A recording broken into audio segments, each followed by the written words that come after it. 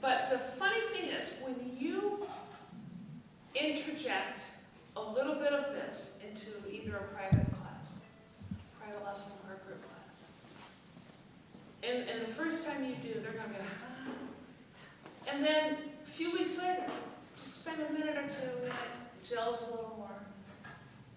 Forget about it. Then a few weeks later, you talk about it again and it gels more.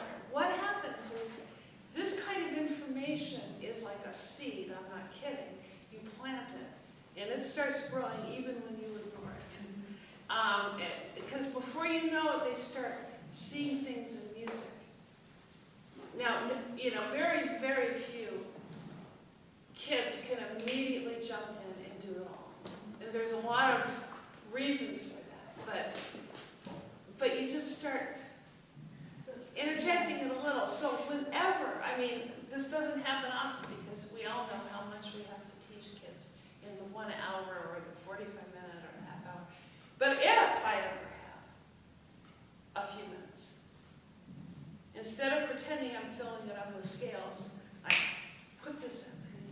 So then my other question is just, how well do you want them to learn, let's say you're working out of the song, just like the correct rhythm, before you introduce, like, hey, let's mix it up? Oh, I want them to learn it first. Yeah. And there's a lot of reasons for that. You know, if you guys, do you know if I use the word audiate, what that means? Hearing inside of your head.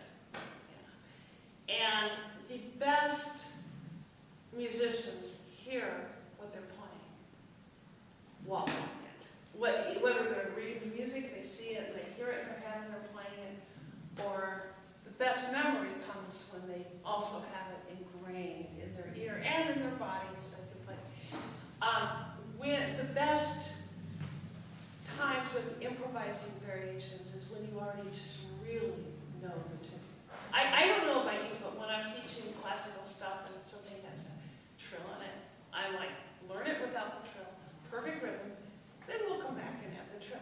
It's the same thing. You know, you want to first just learn the tune, and then you start messing with the tune. So yeah, at least that's my approach. Okay, so we've talked about changing the rhythm and changing the mode and the groove. Now, let's for a minute do a group experiment. Let's come up with a tune that you all know. Do you all know Lightly Row? Let's play Lightly Row, and let's do it in the key of D for our viola friend, because we're, you know, we want to be inclusive and stuff, you know. So, we're gonna, I love Lightly Row because it's a 5-note song. The only other 5-note song I can think of is, Oh, when the Saints, da, da, da. I love 5-note songs. It's a great tool to teach, but there I go, off the subject. Now, let's play Lightly Row. A 1, 2, ready, go.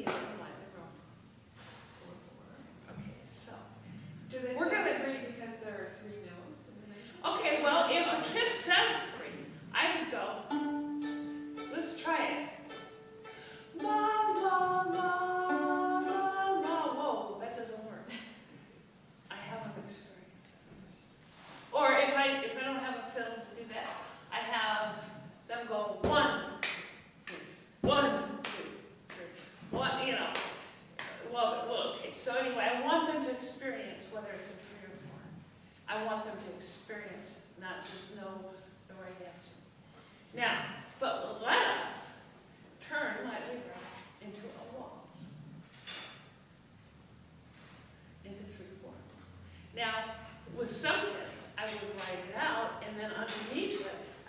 like staff member.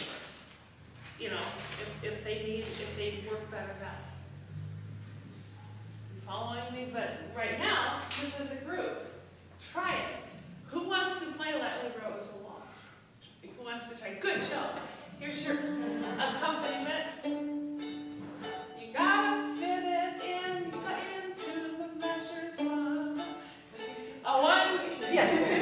Ready and go.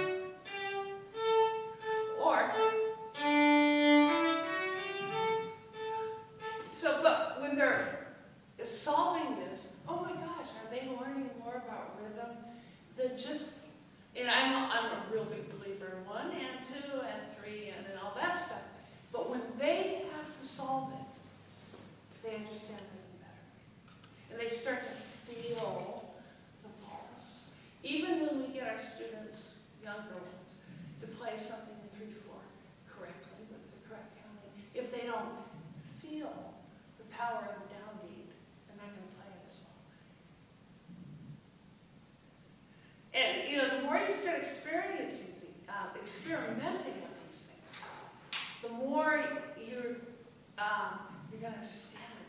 There's so much of a deeper level. Now, when you look up the blah, blah, blah words I wrote, near the end, I talked about training students in divergent thinking. Now, this is a big buzzword among people who spend their lives in universities, you know, getting multiple degrees in education. Everybody's like, we need our young people to be able to use divergent thinking to creatively solve problems, not just come up with the right answer.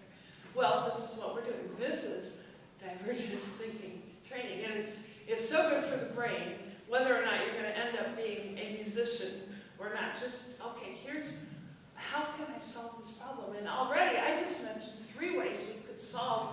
What do we do when we have 4 notes? In 4 times, we could do the first 2 notes as 8th notes, the second 2 notes as 8th, you know, the middle or the third beat as 8th notes, or you could do a dotted quarter.